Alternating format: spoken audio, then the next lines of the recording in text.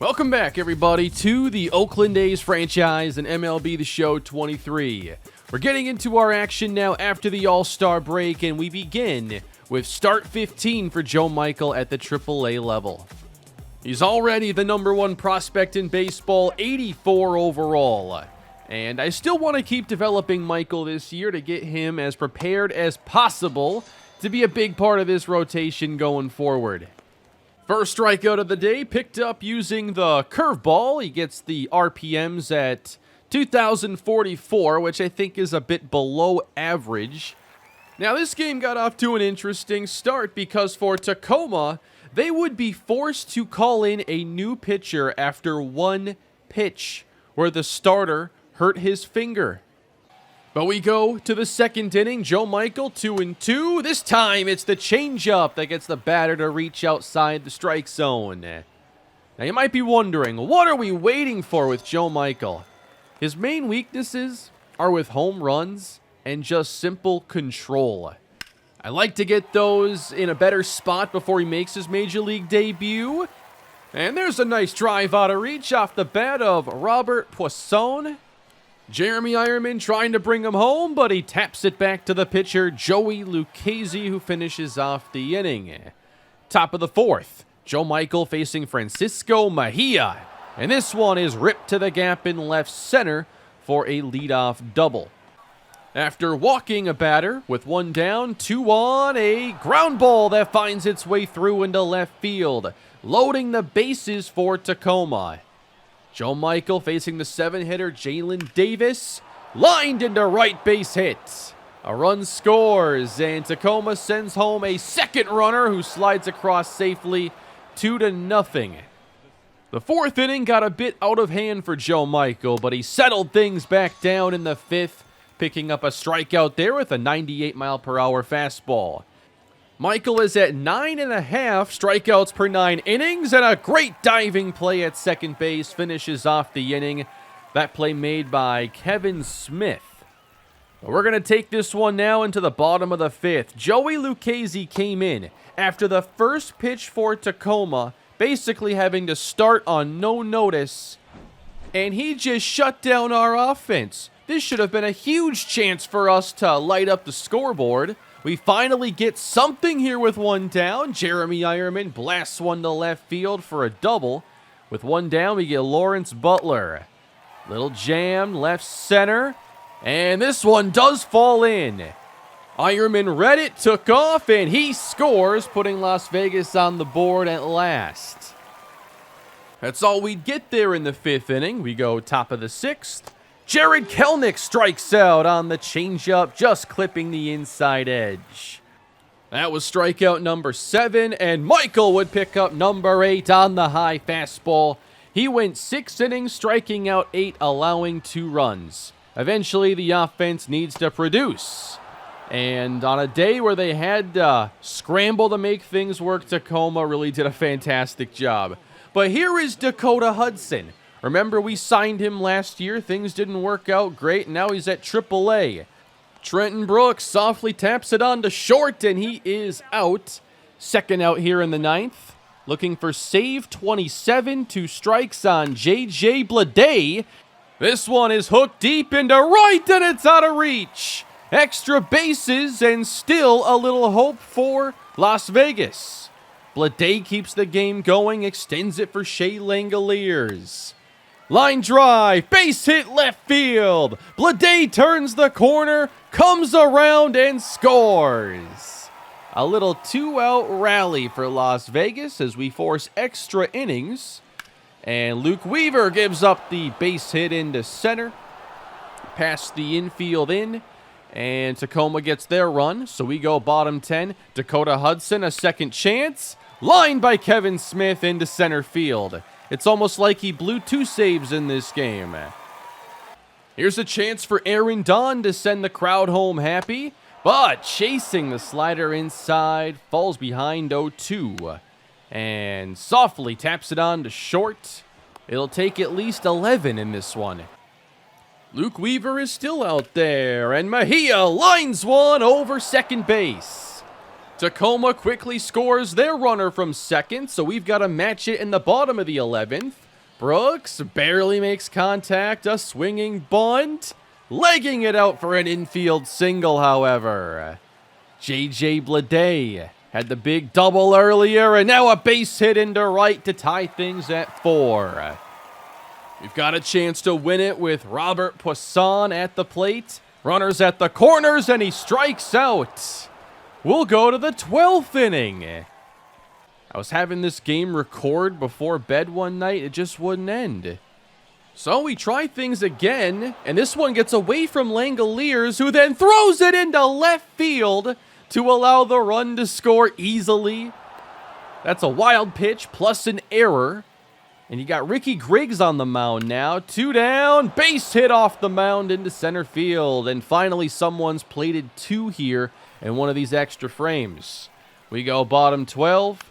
Kevin Smith, weak chopper on to short. And the game comes to an end. Tacoma picks up the win. Pretty disappointing game for our offense, I felt. The main thing I wanted to see was Joe Michael, and he pitched well, didn't take a loss. And I think just continues to put good innings on top of one another.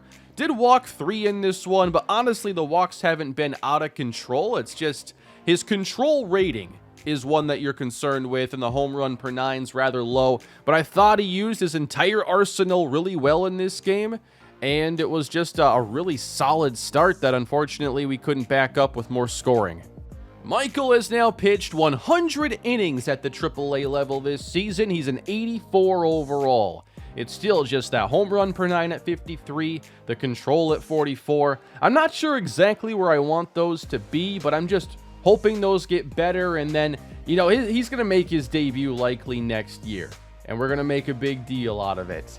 But just not trying to rush things, because I know we have a superstar in the making if all goes to plan. I noticed, too, that Aaron Don has fallen a spot here in the standings, unfortunately. Robert Cook has overtaken him as the number 2 prospect in baseball, hitting .237 at AA. And then it looks like Miguel Cabrera has fallen out of the top 50. Surprisingly, he's played at a very high level. Oh, Diego Cartaya is with the Orioles now. I don't know what they're going to do with both him and Rutschman, but they'll find a way to make it work, I guess. The Dodgers must have given him up for somebody. But welcome in, everybody. We are now post-All-Star break, post-trade deadline. We have 2 months to go, and in the first 2 years of the franchise, we've really glossed over these final 50 games or so. And we're still going to move quickly, because that's what we do here. But I do think there's a little more intrigue with some of this roster, and I want to see a lot of these guys get a chance to play. Josh Baez, Trey Sweeney, one of the newest players on the team. Really excited about his upside with us and the chance for him to immediately make an impact here late this season. Zach Geloff, you got Daniel Susac playing at a very high level. The contact ratings are on the rise, and Shea Langoliers has to be feeling the heat from this former first-round pick. One guy I'd like to see called up maybe when rosters expand is J.J. Bleday.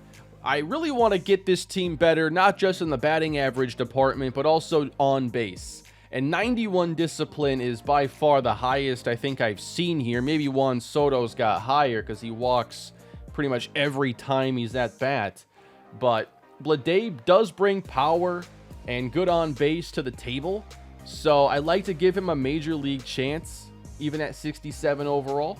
Yeah, Juan Soto's got 99, but I don't think very many players come close to the 90s when it comes to plate discipline. And we are going to be making a roster move here, and I will be sending down Nick Madrigal to AAA. And I'd like to call up Kevin Smith, who's hitting over 300 down at AAA this season. And he has made, some big league appearances in the past. He has 29 career hits, hitting 162. But we're going to bring him up, and he can play those same positions as Madrigal. Just want to see more young guys play. I also love what I'm seeing right now from Lawrence Butler. He is turning up the power this season. Those ratings are on the rise. You know, he's going to keep getting chances because I like where his ratings are, but next year is a make or break year because he is out of options. And if I try to send him down to AAA, he's going to get claimed by another team. So, you know, we've got to see it from Butler. Time is running out. But as I mentioned last episode, I wanted to play this game in particular. Mariano Castillo was drafted ahead of Joe Michael, and I decided to help out the Nationals by changing him from a closing pitcher into a starting pitcher, just because typically relievers don't go that early. Now, what did I do in the previous draft? Of course, I took a reliever at 3. Not a popular call in the comments as expected. Mariano Castillo, I gave him enough stamina to be a starter, but didn't touch his other ratings. But this is what he brings to the table. Really good hit per 9 and strikeout per 9 stuff already. But home run per 9 and control, he's got the same weaknesses as Joe Michael. And this season, as a rookie, he's now made 13 starts. He was coming out of the bullpen for much of the year. But now we're looking at 13 starts and overall dominant Rookie of the Year likely numbers. Oh yeah, I called up Kevin Smith today, but he has 0 energy because he's actually already played a game today. So they're recognizing that. I can't just play him in this one. Yeah, we'll spend some time later on maybe talking about the reliever situation. You know, I knew it wasn't going to be popular, but I felt like I got the best combination of players that I could have given the scouting information that we had.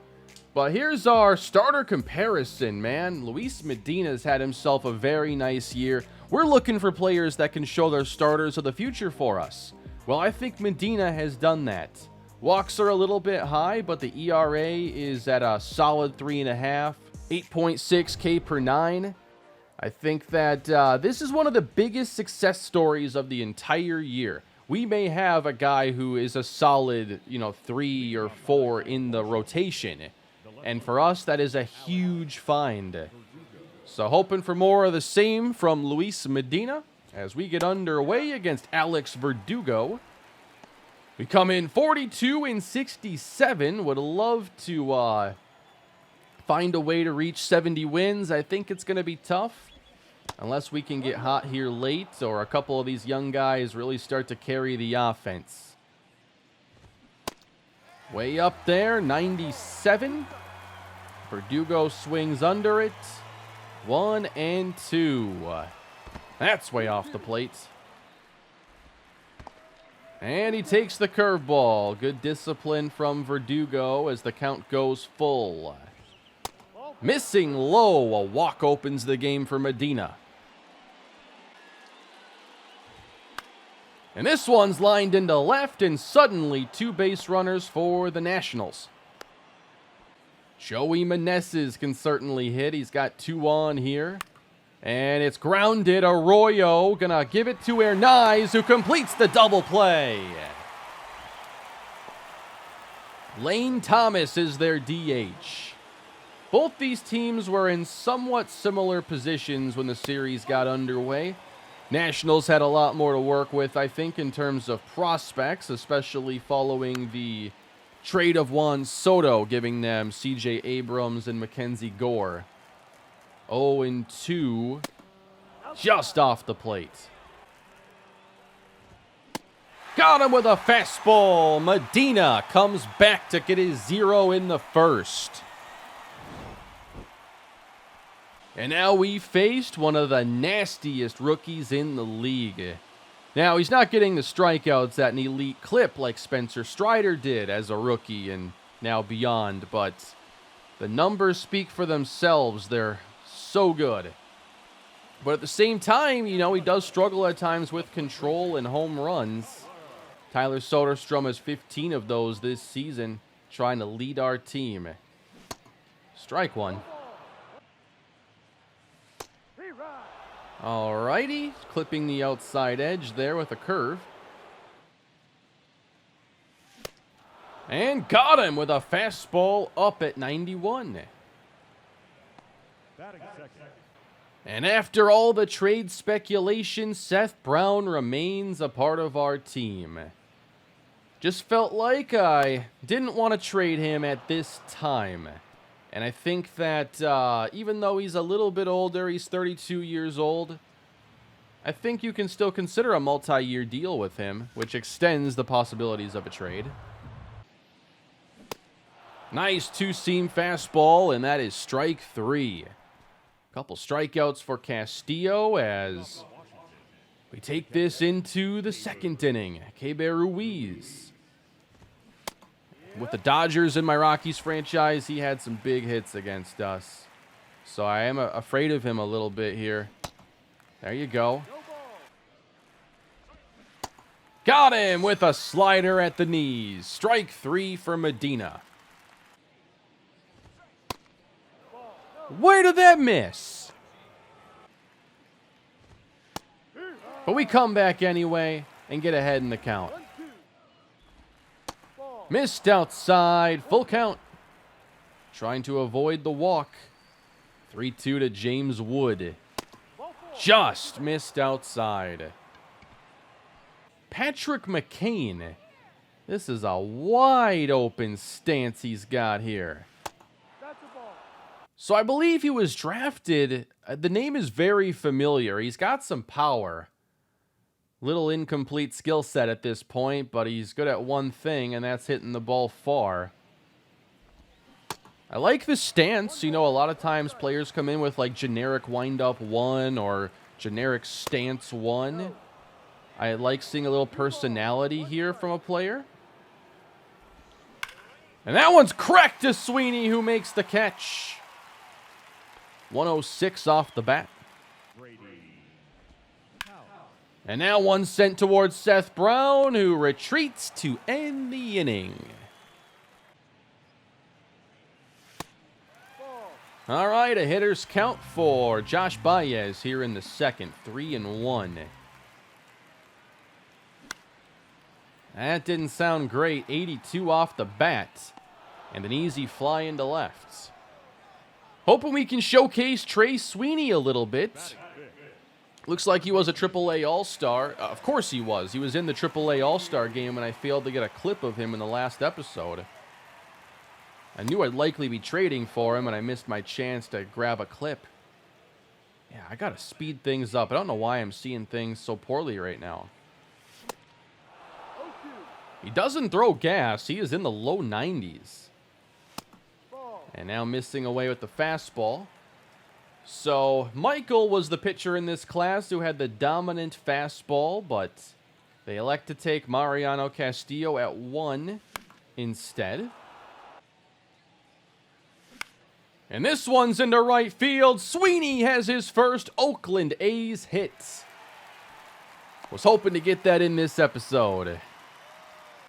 Christian Arroyo's been odd this year. He was one of our more consistent hitters early on, but must have hit a cold stretch in like May or June.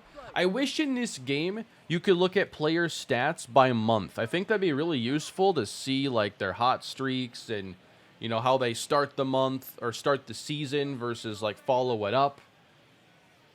I think it gives you a good data point when you see a guy might have been super hot early, but no other month matched it, rather than just see the totality of his stats.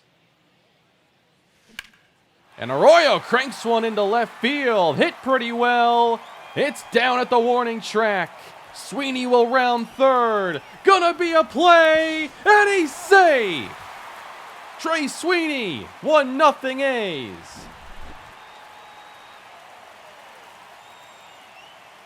And now Zach Geloff's turn with a runner at second base. And a soft chopper up the middle that we should have let go. Been a patient inning until that pitch.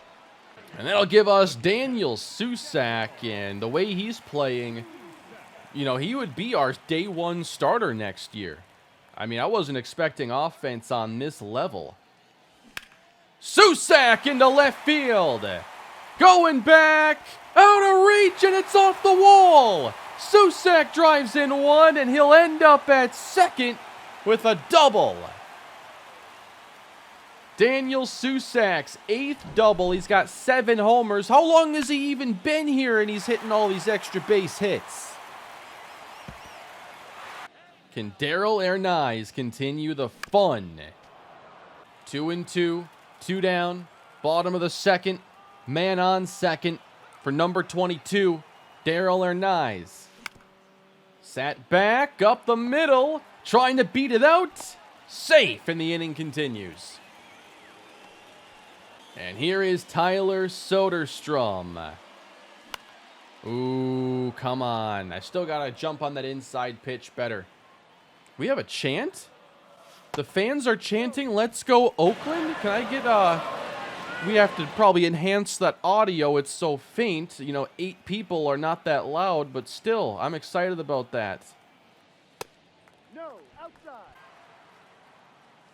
Ball 3. Missed away, and it's 3-2. Castillo needed 11 pitches for the first inning. He's about to throw his 28th here this inning. And he walks Soderstrom. Yes, I forgot to send the runner. So Gordon has a chance with the bases juiced. Line drive, left field, a run will score. And we would have been out at the plate if I didn't turn back. We're just trying to hit it to Verdugo every time, it seems. Base is still juiced. Ooh, that one, I smelled 4 runs there, but pitch 33 in this inning. And now we're going to have a full count with the runners leaving early.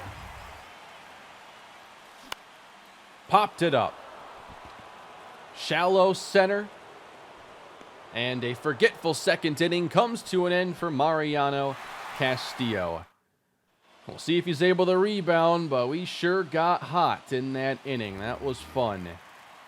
2-2 on Michael Chavis. Nice curveball. He had to offer at it there with 2 strikes, and there's nothing you're doing with that pitch.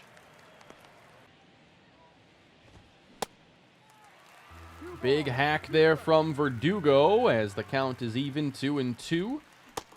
Ooh, he let it go for ball 3. Challenging him here. Fastball popped up into center. And Baez is under it.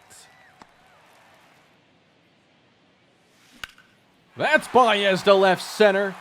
Another curveball that he can't keep down. Baez is hitting over 300 over his last 10 games, and this will help the cause. RBI opportunity for Trey Sweeney. Yep, curveball safer out there, I think. Ah, popped it up a little behind it.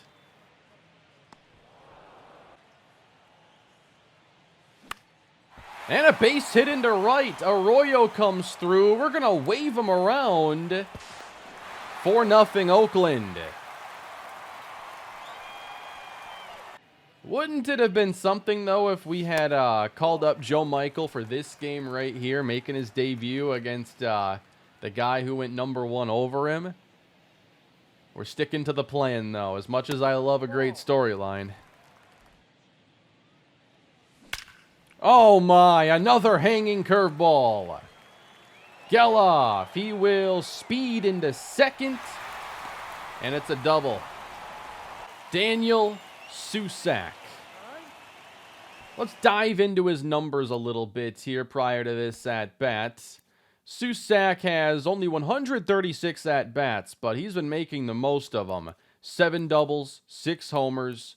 He's gotten a really good batting average, and maybe we'd like him to walk a little bit more than he has, just 5 times in 39 games. But his plate discipline's a little bit on the low side, so I am training his vision, discipline, clutch, and that'll be probably the case for a while. His defense is already passable, and one thing about, him versus Langoliers is Susac's more well-rounded defensively, whereas Shea has a cannon arm, but he's still kind of a raw catcher defensively, and we've seen him, have issue blocking.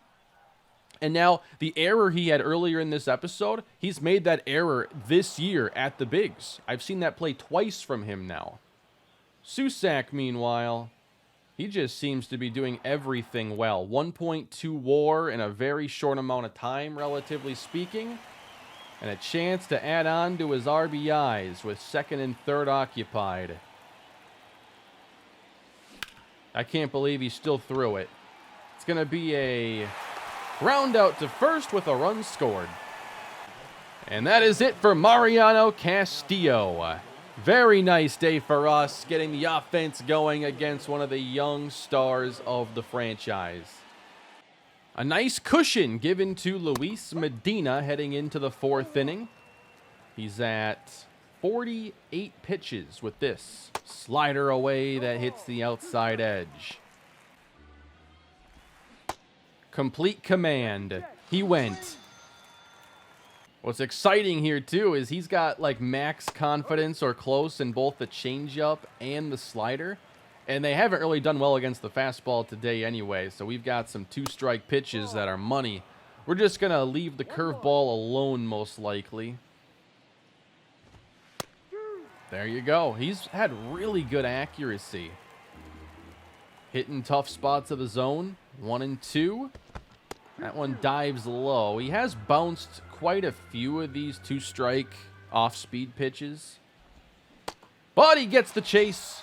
Strike 3.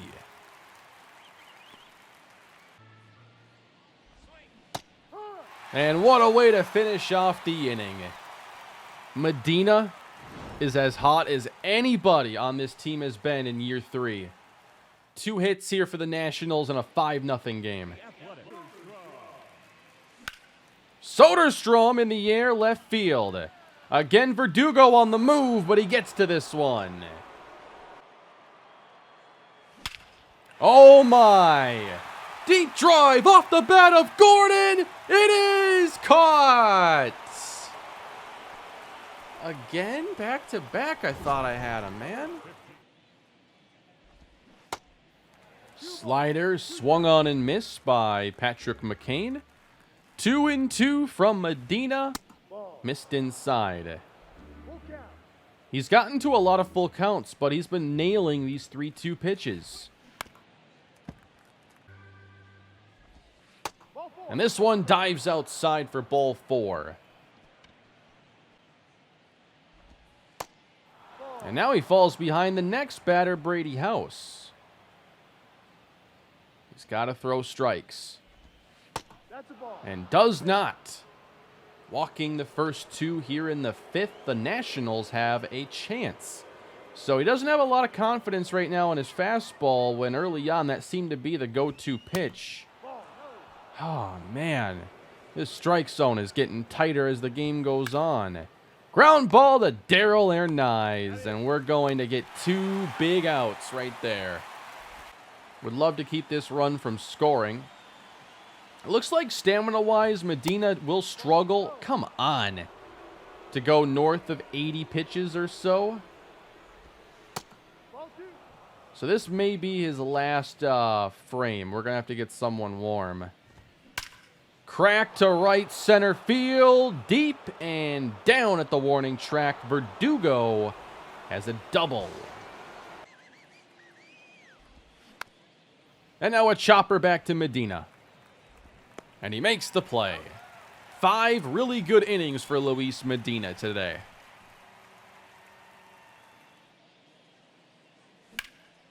Off the mound into center field. Josh Baez stays hot at the plate. Oh my! Deep drive, right field, Trey Sweeney! Welcome to Oakland! A towering blast to right.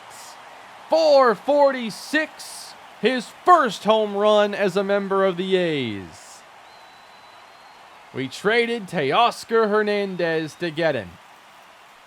We followed the plan there. From the moment I signed Teoscar Hernandez, I knew that I wanted something like this to happen. The Yankees get Hernandez. We get a guy who might be the future at third base. Sweeney got to play last year in the franchise. Therefore, that was home run number 2 in his career. Here in the 6th inning, Zach Jackson is going to enter the game. His numbers have improved, and we hope for another strong outing, facing the heart of the Nationals order. 5 great innings, though, from Luis Medina. Another good start. But here is a hit for Joey Meneses to lead off the 6th inning. And a chopper over to Sweeney. Out at first, Arroyo with the turn. Double play. If this is quick, he might get a couple innings of work out of this one. Keber Ruiz looks at 2 quick strikes. Jackson with 2 really nice pitches back to back, and he follows it up with a third.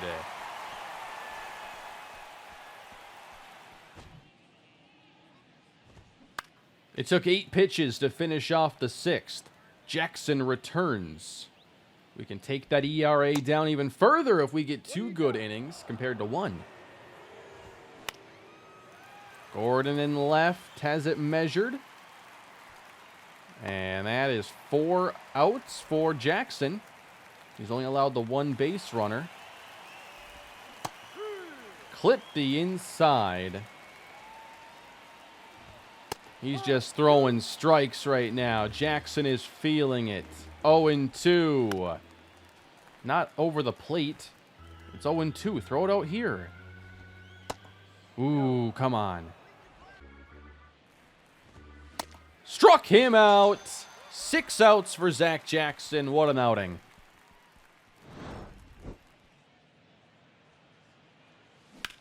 Sweeney, right field. That one is caught. It's a 2-for-4 day now for Sweeney, but he's been hitting the ball really nicely for us. And now Arroyo makes it a 3-hit day. It'll be his 2nd extra base hit into second base. Geloff trying to come through. He launches this one. Deep drive out to center, and it's run down. Landon Sims will enter, making his 20th appearance of the season. Hasn't been a great year for him, 6.16 ERA, but, you know, it's such a low sample that could literally be 1 bad outing. You have to, you know, you'd have to see some box scores to really tell what the big problem is there, but thankfully, it doesn't show it on this menu. But for some players, especially really young players, just playing, they will get better even if they struggle. I don't really know where the point is where, you know, that kind of stops. But it seems to be beneficial to just give young guys playing time and they will get somewhat better. I can show off his progress at the end of this episode as he falls behind Chavis 3-0. And ends up coming back to get the soft fly ball. And Verdugo scorches it to Arroyo. And the former Red Sox teammates have a little reunion there. Well, you won't get away with that one every day. 0-2 on Luis Garcia. See you later. The Nationals have only used 2 pitchers in this game. Felix Cairo has come in since the 3rd inning and hasn't been great, but probably better than Castillo. We keep hitting the ball hard. He's gotten away with some. Susac here popped up. Soderstrom up the middle, continuing to hit.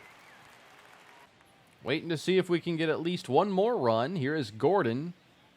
2 strikes on him. Ooh, good slurve. All right, let's go 9th inning and put a wrap on this game. It's been a very fun offensive showcase for a lot of young players that we hope to be the future of this team. Like, this is the ideal episode to have, to get guys like Trey Sweeney and Soderstrom hitting the ball hard. Sweeney's there, gathers it in. 1 down. Lane Thomas, he extends his hit streak to 10 with that one. They just flashed the graphic, and he pokes one through the infield. 2 balls, 1 strike. And now, falling behind Ruiz, we might be seeing the end of the road for Landon Sims. Maybe not. 3-2. A ground ball could end things here. Ruiz. Ruiz draws the walk. We make the move with Tanner Scott making appearance number 37. And we'll see if he can wrap this one up for us. Maybe save some runs being charged to Landon Sims. The countdown wood is 2-2. Got him with a slider. This one seems a little risky. McCain's got pop. 2 on, 2 down. His clutch is 57, which is better than his contact. So he's someone you want to watch out here with runners aboard. Yeah, we're in a 6-run game. Hopefully we'll be okay. Punched it over to Arroyo. Finishing things off, the A's win the game 7-1. Very good showcase against Mariano Castillo. Hit the ball hard from the 2nd inning on. And we grab ourselves a win we can be very proud of, I feel. 12 hits for the A's, and we only gave up 5. Sweeney, Arroyo, Baez, all extra base hits, all multi-hit games. We had a lot of doubles. We were pulling the ball into left field, giving Alex Verdugo a workout. Medina ends up going 5, allowing just the 1 run. Now, he did walk 4, and that's been his weakness. He is walking around 4 per 9 innings. Strikes out 6. So for him to go further into games, he's got to work on the walks. And if I have a chance to train that, then I will. Oh, Justin Dean, torn groin. Injuries are adding up down here at AA. We've had, Cabrera go on the injured list. And we've also had Max Muncy get hurt last episode. That is going to give Luis Crespo a chance to play, and he's done a really nice job there at AA this season. High contact, good vision, decent discipline. He's someone I'm excited about. I do have Deshaun Knowles getting everyday at-bats down there as well. We traded for him last episode. I just think we've gotten to a point where there's a lot to be excited about because guys are getting close, and the potential is just, I think, oozing out of this roster now. You got Aaron Don boosting his contacts by 3 apiece. His arm's getting better this season. I still think he can develop his arm a bit at the majors, but with the power getting better, he's getting close to earning his shot. Trey Sweeney, by the way, I don't know his AAA numbers exactly, but 8 power versus lefty. And he hit a lefty-on-lefty home run in today's episode. So he's somebody that's going to be able to hit everybody, it looks like. Going back to Luis Medina for a moment. We've seen him get some really solid development this year, and home run per 9 was looking like a weakness, but he's only allowed 6 in 84 innings, and he's getting rewarded for that lack of home run production. Now, the 4.16 walk per 9, that's still, it's improving, 51. So that's better than where it was at least. One guy who honestly might get called up late is Henry Vasquez. Because I'm really intrigued. I don't know if he'll be a starter. I feel like starting him off in the bullpen's a better idea. Hit per 9 is absurdly low. But he's been doing a really good job at AAA getting strikeouts. And he's just been hard to hit this year at AA and AAA. This guy might be a bullpen fixture really quickly. I do want to get through a little simulating in this one, though, so we'll continue on. I've already adjusted those lineups. Take a series from the Nationals. Beautiful.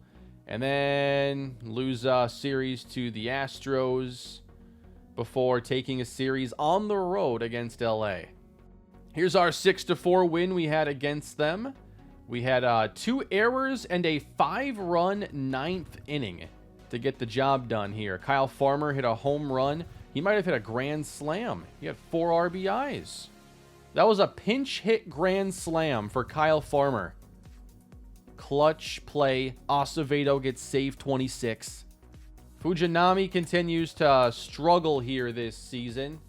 And his ERA is now approaching 6 as he drops to 4-12. Kyle Muller's actually been pretty good. I think that we're going to swap him and Fujinami just based on the way their seasons have gone. I've been doubtful about Muller's development, but it's been improving this year. He'll have a chance to start. Next year, though, he might get traded. He's out of options, and it's just coming to that point.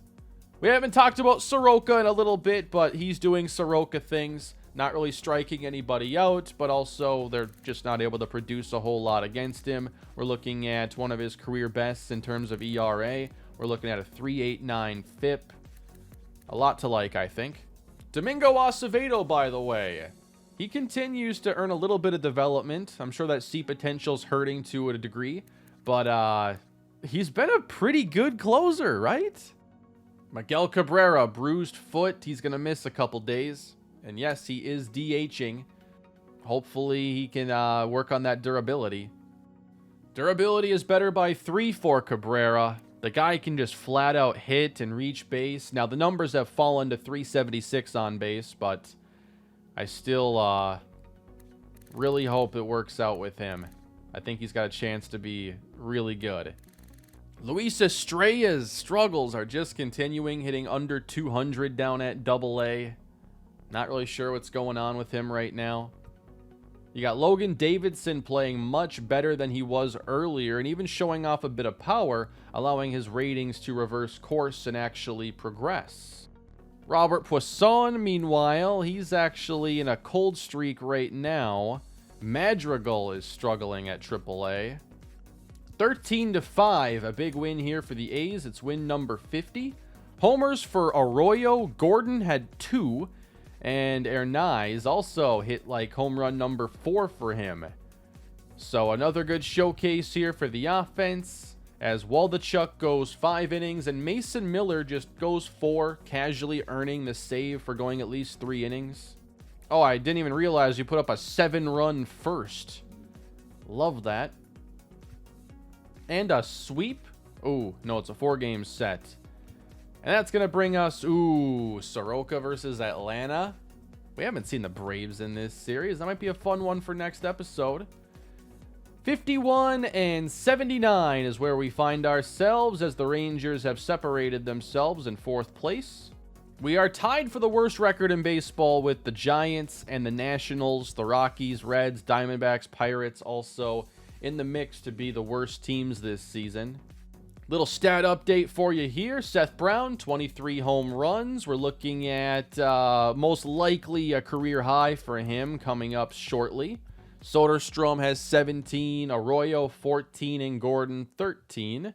Geloff has hit 9 in 85 games. Soderstrom has been our best on-base player, but really the on-base numbers are pretty ugly.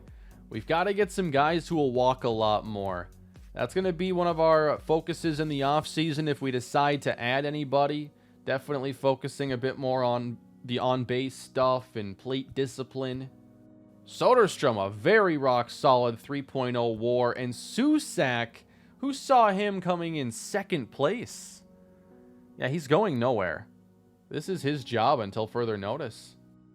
I think the power is cooling off pretty considerably here. Not that it was hot to begin with, but the ISOs are, very few standouts in that department.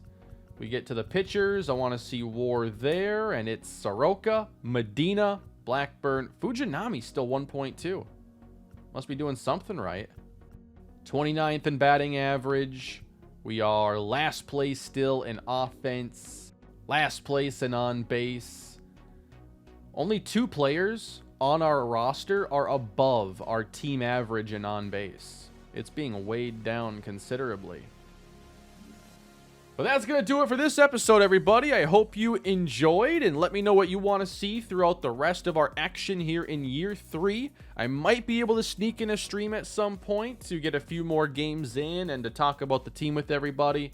That's always a good time. We got September call-ups coming up soon, and we'll see what is next for the A's in the next video.